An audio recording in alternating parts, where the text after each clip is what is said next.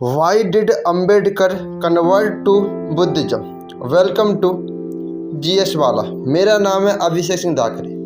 यदि नई दुनिया पुरानी दुनिया से भिन्न है तो नई दुनिया को पुरानी दुनिया से अधिक धर्म की ज़रूरत है। दोस्तों, यह बात किसी और ने नहीं बल्कि जाति प्रथा के खिलाफ सबसे बड़ी लड़ाई लड़ने वाले देश के पहले लॉ मिनिस्टर और संविधान सभा के अध्यक्ष डॉक्टर भीमराव अंबेडकर ने कही थी।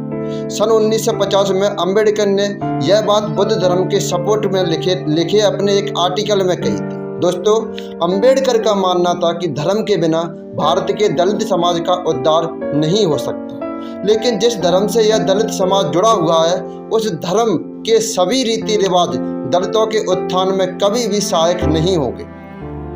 इसलिए अंबेडकर ने बहुत पहले सोच लिया था कि उन्होंने जिस धर्म में अपनी पहली सांस ली थी उसी में आखिरी सांस नहीं लेंगे, क्योंकि हिंदू धर्म की वर्ण व्यवस्था दलितों का शोषण ही करती रहेगी। डॉक्टर अंबेडकर का कहना था कि भारत भले ही अंग्रेजों की गुलामी से आज़ाद हो जाए, लेकिन वह आज़ादी तब तक असली आज़ादी नहीं होगी जब तक भारत से जाति प्रथा खत्म नहीं हो जाती। इसलिए असली आज़ादी की तलाश में अंबेडकर ने दलित समाज से हिंदू धर्म छोड़ने की अपील की।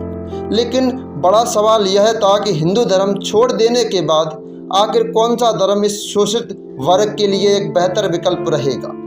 इसी सवाल के जवाब की तलाश करते हुए अंत में उन्होंने 14 अक्टूबर 1956 को बुद्धिज्म अपना लिया और उनके साथ ही साथ 3 लाख से ज़्यादा दलित भी एक साथ हिंदू धर्म से बौद्ध धर्म में कन्वर्ट हो जाते हैं, जो कि आज़ादी के बाद भारत के इतिहास की बहुत बड़ी घटना बन जाती है।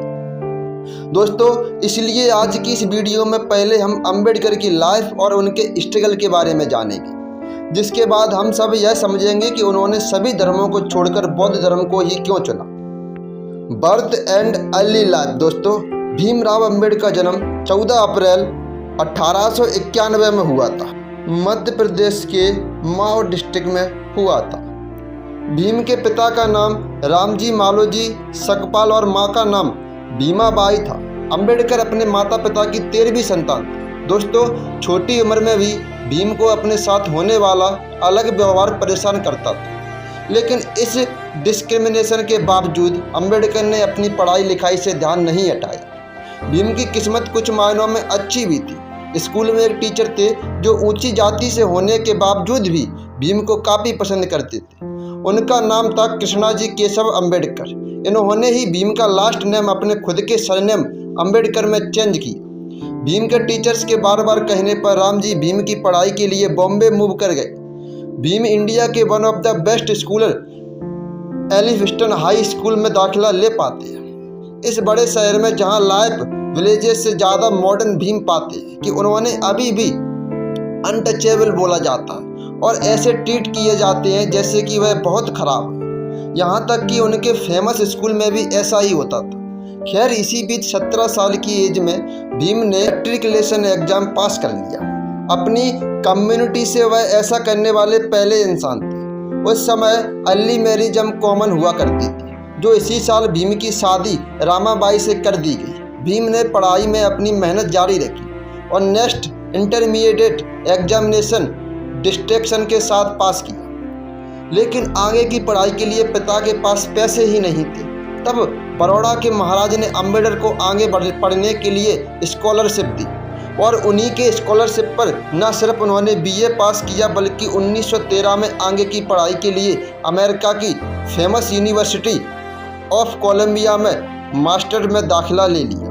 2 साल के अंदर ही उन्होंने MA की डिग्री हासिल करके अगले ही साल अपनी PhD थीसिस भी कंप्लीट कर दी। इसके बाद वह कोलंबिया छोड़कर इंग्लैंड चले गए और वहां London school of economics join करते हैं, लेकिन वहां उनकी PH आधी रह जाती है क्योंकि स्कॉलरशिप खत्म हो गई थी। इसके बाद वह इंडिया आकर बड़ौदा में ही सिविल ऑफिसर बन जाते हैं। उन्हें लगा था कि इतनी ऊंची पोस्ट के बाद उनके साथ जातिगत भेदभाव तो नहीं होगा, लेकिन कास्ट सिस्टम ने उनका पीछा यहाँ भी नहीं छोड़ा।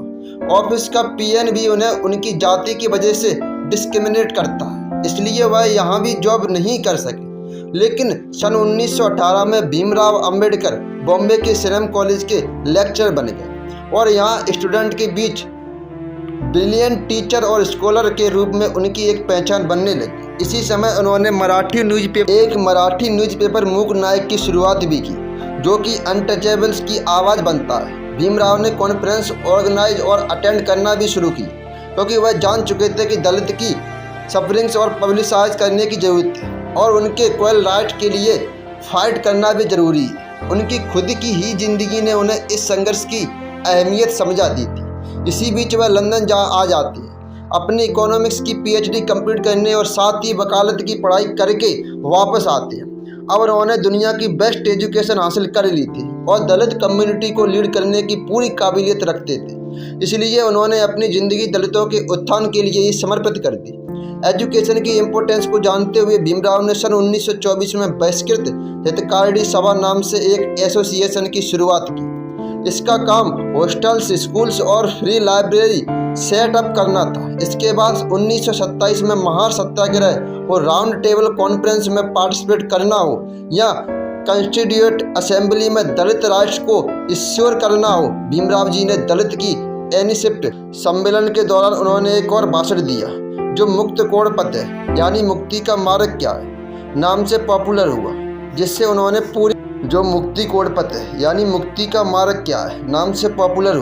उन्होंने पूरी डिटेल में लॉजिक दी कि दलितों को अपना धर्म क्यों बदल देना चाहिए, और यहीं से शुरू हुई हिंदू धर्म छोड़ने की कहानी। लेकिन करीब 20 साल तक वह यह नहीं तय कर पाए कि उन्हें कौन सा धर्म अपनाना चाहिए। इसलिए आइए यह जानते हैं कि उन्होंने 20 साल बाद जाकर बौद्ध धर्म को कैसे और क्यों चुना।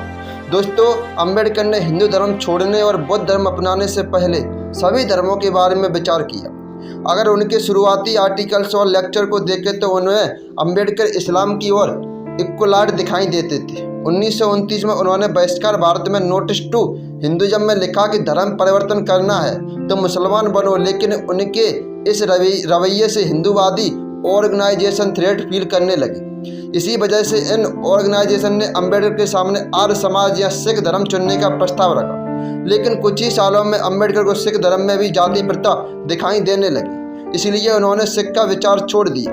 अब अगर बात करें कि बौद्ध धर्म को चुनने के पीछे उनकी क्या सोच थी, तो इस सवाल का जवाब हमें Buddha and the future of he religion नाम के एक आर्टिकल से पता चलता है। इस आर्टिकल में उन्होंने दुनिया के सबसे बड़े 4 धर्मों को कंपेयर किया, जिसमें बौद्ध, हिंदू, क्रिश्चियनिटी और इस्लाम शामिल है। अंबेडकर ने 20 सालों में चारों बड़े धर्मों के संस्थापकों, पैगंबरों और उनके अवतारों के डिटेल में समझने की कोशिश की, जिसमें उन्होंने जब जीसस के बारे में सोचा तो उन्हें पता चला कि जीसस खुद को ईश्वर का बेटा कहते हैं और अपने फॉलोअर्स से यह कहते हैं कि जिसे भी ईश्वर के पास पहुंचना है उन्हें जीसस को गॉड सन मानना ही होगा। ऐसा ही कुछ इस्लाम धर्म के पैगंबर प्रोफेट मोहम्मद साहब भी यह कहते हैं कि मुक्ति चाहने वालों को उन्हें खुदा का पैगंबर मानना होगा। साथ ही यह बात भी स्वीकार करनी होगी कि वह इस्लाम के आखिरी पैगंबर है। क्रिश्चियनिटी और इस्लाम के बाद जब उन्होंने हिंदू धर्म में देखा तो उन्हें पता चला कि इस धर्म में पैदा हो गई अवतारी पुरुष खुद को ही ईश्वर कहते थे, खुद को ही परम पिता परमेश्वर की संज्ञा भी देते हैं। इसी तरह जब अंबेडकर बुद्ध के बारे में जानने गए तो उन्हें पता चला कि वह किसी ईश्वर के पुत्र पैगंबर खुद ईश्वर नहीं बल्कि एक मनुष्य होने का दावा करते हैं, और उन्होंने एक मनुष्य के रूप में ही अपने धर्म का प्रचार प्रसार किया।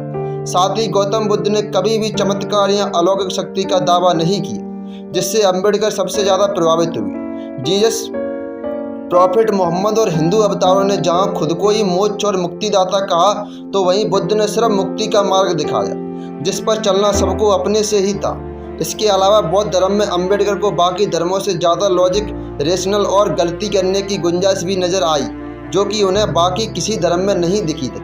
साथ ही उन्होंने यह भी पाया कि बुद्ध अपने ही उपदेशों में यह भी कहते हैं कि उनके धर्म पर भूतकाल का दबाव या बोझ नहीं होना चाहिए, यानी ज़रूरत के हिसाब से धर्म में बदलाव होते रहे, तभी धर्म का असली मतलब बचा रहेगा। जबकि बाकी के किसी भी धर्म में किसी भी तरह के बदलाव की कोई गुंजाइश छोड़ने का जोखिम नहीं उठाया गया। इन्हीं सब बातों से प्रभावित होते हुए अंबेडकर धर्म के बारे में कहते हैं कि धर्म को विज्ञान और तर्क की कसौटी पर खरा उतरना चाहिए। धर्म को यदि वास्तव में कार्य करना है तो उसे बुद्ध या तर्क पर आधारित होना चाहिए, जिसका दूसरा नाम विज्ञान है। यानी एक तरह से वह ऐसे धर्म की तलाश में थे जिसमें वैज्ञानिकता मौजूद हो, जो उन्हें आखिरकार बौद्ध धर्म में मिली। बौद्ध धर्म चुनने के पीछे उनका एक बड़ा कारण था, और वह था महिलाओं का सम्मान, अधिकार। दरअसल बौद्ध धर्म में विमेन की पोजीशन और अंबेडकर इक्वालिटी का सबसे बड़ा प्रूफ मानते थे। उनका यह कहना था कि दुनिया ने बुद्ध को नॉन वायलेंस तक ही सीमित कर दिया, जो कि एक महान स्थिति है, लेकिन बुद्ध ने अहिंसा के साथ ही साथ समानता की शिक्षा दी है, जिसमें पुरुष और स्त्री को एक समान मानने वाले बुद्ध धर्म इकलौता धर्म है। साथ ही बुद्ध जहाँ शूद्रों को अपने साथ बैठाते हैं तो अपने संग में स्त्रियों को भी भिक्षु बनाते थे, जो उस वक्त उनकी प्रोग्रेसिव थिंकिंग का एक उदाहरण था, जिससे अंबेडकर दलित और स्त्री के अधिकार के लिए सबसे सही मानते थे। इन्हीं सब कारणों से उन्होंने आखिरकार 14 अक्टूबर 1956 को 3,65,000 लोगों के साथ नागपुर में पूरे विधि विधान से बौद्ध धर्म अपना लिया। दोस्तों, आपको बता दें कि अंबेडकर के धर्म परिवर्तन के विचार से गांधी जी कभी खुश नहीं थे। उनका कहना था कि धर्म कोई कपड़ा नहीं जिसे उतार कर बदला जा सकता है। गांधी समाज सुधार के रास्ते से ही दलितों के उत्थान में विश्वास रखते थे, लेकिन गांधी से अलग राय रखने वाले अंबेडकर ने अपना धर्म बदल ही डाला। दोस्तों, कुछ लोगों का यह भी कहना है कि अंबेडकर ने बौद्ध धर्म गांधी जी के प्रति सम्मान दर्शाने के लिए चुना।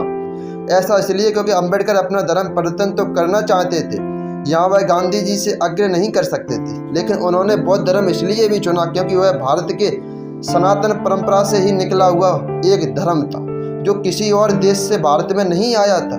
ऐसा करके उन्होंने गांधी और अपने मतभेदों को बनाए भी रखा और गांधी के सनातन धर्म की अवधारणा से दूर भी नहीं गए, लेकिन इन बातों का कोई लिखित प्रमाण नहीं मिलता है। दोस्तों, अंबेडकर के धर्म परिवर्तन को असल में दलित बौद्ध धर्म आंदोलन के नाम से इतिहास में दर्ज किया गया है।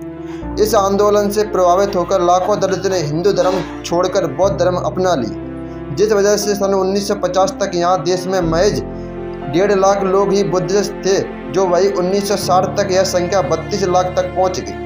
आपको बता दें कि धर्म परिवर्तन के 2 महीने बाद ही अंबेडकर की डेथ हो गई और उनकी मौत के कारण यह आंदोलन ज़्यादा आग नहीं पकड़ सका और वह धीरे धीरे धीमा हो गया। हालांकि आज भी हम दलितों के बौद्ध धर्म में कन्वर्ट होने की खबर सुनते रहते हैं, जो अंबेडकर जी के एक्ट से ही इंस्पायर कहे जा सकते हैं। कंक्लूजन दोस्तों, डॉक्टर भीमराव अंबेडकर ने जिस तरह से समाज में फैली गहरी जाति प्रथा को ख़त्म करने की कोशिश की, उसमें से वह काफ़ी हद तक सफल भी हुए। उन्हीं की वजह से आज देश में लोअर कास्ट के लोगों के जीवन में शिक्षा, सरकारी नौकरी और सामाजिक जगहों पर उनकी उपस्थिति को तय किया जा सकता है। उनके इन्हीं प्रयासों में इस धर्म परिवर्तन के आंदोलन को देखा जा सकता है। इसलिए जारी है वह लोगों को 4 वर्ग की इस व्यवस्था से मुक्त करना चाहते थे, जिसमें वह पूरी तरह से सफल भले ही ना हुए हों, लेकिन जातिगत भेदभाव के खिलाफ विरोध जताने के लिहाज से इस आंदोलन को जरूर सफल माना जा सकता है। मैं आशा करता हूँ कि आपको यह स्टोरी समझ में आई होगी। तो अब हम नेक्स्ट स्टोरी के साथ मिलते हैं। तब तक के लिए जय हिंद, जय भारत, वंदे मातरम।